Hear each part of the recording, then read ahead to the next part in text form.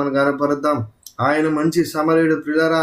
మరి దేవుని వాక్యం మనం చూసినట్లయితే ఆ మంచి సమరయుడు వచ్చి ఏం చేశాడంటే ఆ కొర ప్రాణంతో పడి ఉన్నట్టు చోటుకి అతని దగ్గరికి వచ్చి అతని మీద జాలి పడ్డాడు. మొట్టమొదటిగా ఆయన ఏం చేశాడు, కొర ప్రాణంతో పడి ఉన్న వారిని చూచి ఆయన వాళ్ళకి అలాంటి పరిస్థితి జరగాలి, లేకపోతే అలాంటి పరిస్థితి వాళ్ళకి కావాలి, వాళ్ళు ఆ విధంగా పాపం చేశారు, అందువల్లనే వాళ్ళకి అలా అవ్వాలని అనుకునేటువంటి దేవుడు కాదు. కానీ ఈయన మంచి సమరయుడు.